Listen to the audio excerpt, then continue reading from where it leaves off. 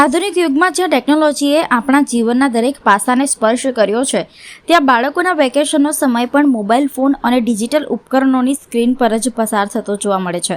આ ડિજિટલ વ્યસ્તતા એક તરફ મનોરંજન અને માહિતીનો અખૂટ ભંડાર પૂરો પાડે છે, તો બીજી તરફ બાળકોના શારીરિક અને માનસિક સ્વાસ્થ્ય પર નકારાત્મક અસરો પણ છોડે છે.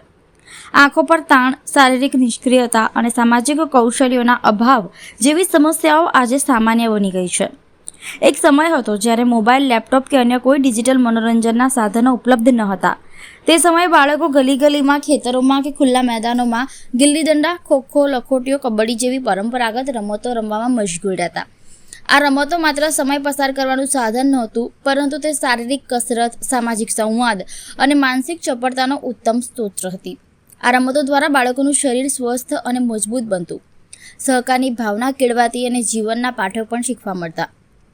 આજે જ્યારે આપણે આધુનિકતાના પ્રવાહમાં વહી રહ્યા છીએ, ત્યારે આવા દ્રશ્યો દુર્લભ બનતા જાય છે, પરંતુ આશાનું એક કિરણ હજુ પણ પ્રજ્વલિત છે.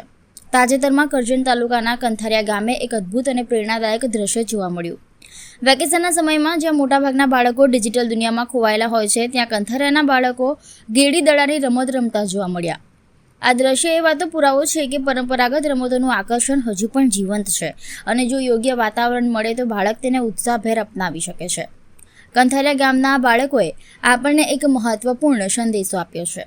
તે સંદેશ એ છે કે ટેકનોલોજીનો ઉપયોગ જરૂરી છે, પરંતુ તેના અતિરેકથી બચવું પણ એટલું જ અનિવાર્ય છે. ગેડી દડા જેવી રમતો માત્ર શારીરિક સ્વાસ્થ્ય જ નહીં, પરંતુ માનસિક અને સામાજિક વિકાસ માટે પણ અત્યંત ફાયદાકારક છે.